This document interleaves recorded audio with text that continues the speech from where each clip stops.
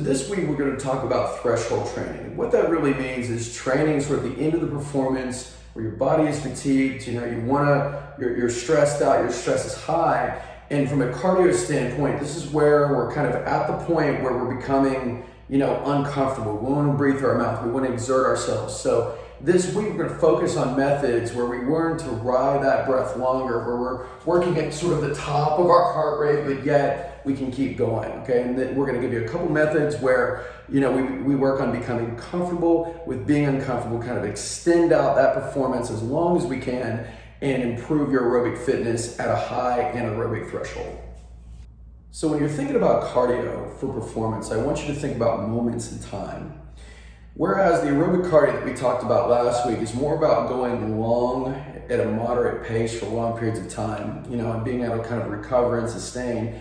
This type of cardio, this sort of riding the anaerobic threshold, is kind of right at the point where we're really uncomfortable, we're fatigued, we're tired, we want to stop and breathe in and sort of, break, but yet we don't. We train our bodies to keep going. And this is sort of the last push at the end of a race, or this is kind of managing fatigue at the end of a performance. So when we train this, the longer that we can go with this kind of developing this comfort in being uncomfortable is going to benefit you and help to kind of push back the negative effects of fatigue that you might experience, with errors that you might make or, stiffening up in your body, that sort of thing. All right, I'm going to present to you today two different methods that I like to do that. And whereas last week when our goal was to sort of breathe through our nose with the tongue at the roof of the mouth at a moderate pace and kind of stop or slow down when we start to hyperventilate, this week we are going to kind of be right at that point where we are hyperventilating. Okay, there was no time cap or performance cap on last week.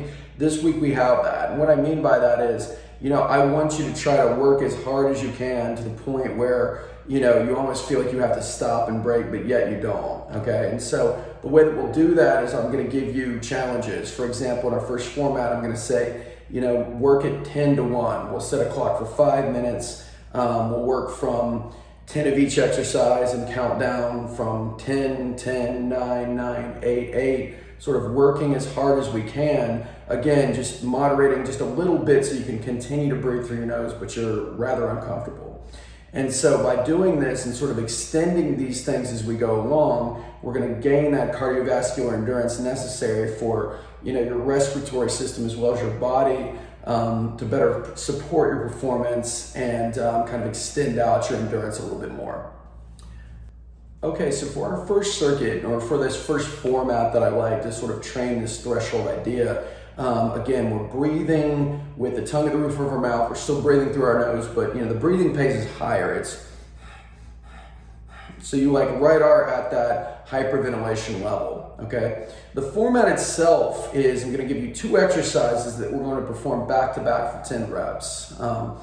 We would set a clock for just 5 minutes, okay? And our goal is to pack in as many rounds in that 5 minutes as possible, okay? So for example, if I do, these two things back to back 4 times in week 1, it's kind of my baseline. Whereas in week 3, if I keep doing this and I'm at 6 or 7 rounds, I've improved my anaerobic or my fitness in this way a little bit because I'm packing more work into the same amount of time. And again, I want you really pushing yourself. I want you to keep going, but I want you right there where it feels quite uncomfortable. And what I would say about, the training that we did last week is do that for a while before you do this type of thing, because again, we want to build that really strong foundation, and then grade up. So this is like raising the ceiling versus raising the floor, which we talked about last week. So our two exercises, and you can really pick any two things, you just want to move quickly, will just be shoulder taps, okay? So I'm going to come into a push-up position. I'm just going to tap my shoulders 10 times. If I want to make that harder, I can add push-ups. Okay, and then we're either going to just do squats or jump squats. Again, I'm going to do 10 of each one. Okay, I'm going to set a clock for 5 minutes. I'm going to go back and forth between the two as many as I can. Again, just working on continuing to go, getting as many rounds as I can, breathing through my nose, kind of right at that hyperventilation point. The other form that I really like for threshold work is what is called tempo intervals. Okay, and the way that works is that we're kind of dipping our toes into interval training now. It's something that we're going to cover a little bit more next week. But the goal with tempo intervals is that we're doing sort of a more continuous pace exercise. So it could be, let's say we're running, you're jogging, and you're going along at a steady pace. It's aerobic, you're breathing through your nose, that sort of thing.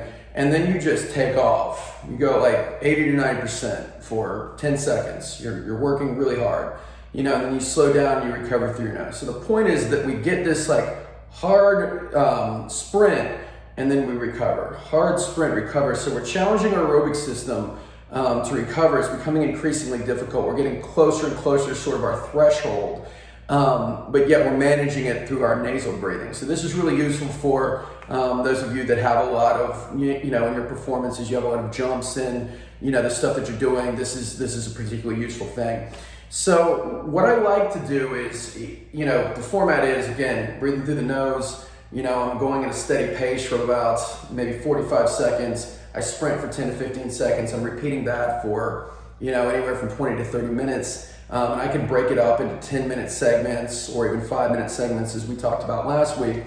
But, and normally I would do this on a piece of cardio like equipment, like a bike or an elliptical, or even jogging would be good. But if we're talking about a circuit training format, what I like to do is I'll just pick two things. For example, like a moderate paced exercise, like a slower side shuffle where I'm going back and forth. I set a timer, I'm doing this for 45 seconds, and then just very quickly, I hit, I'm doing something like this, a jump where I'm moving very quickly, moving as quickly as I can.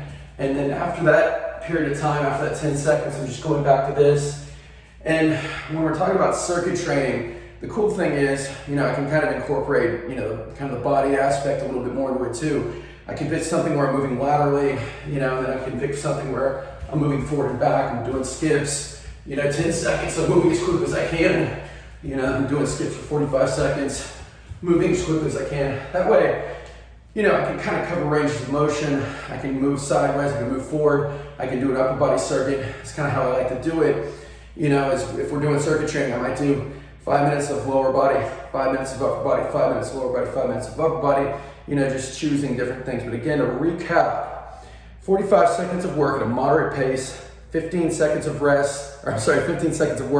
at a higher pace, 20 to 30 minutes of total work. Either do that continuously on a piece of cardio equipment or create circuits as I just demonstrated.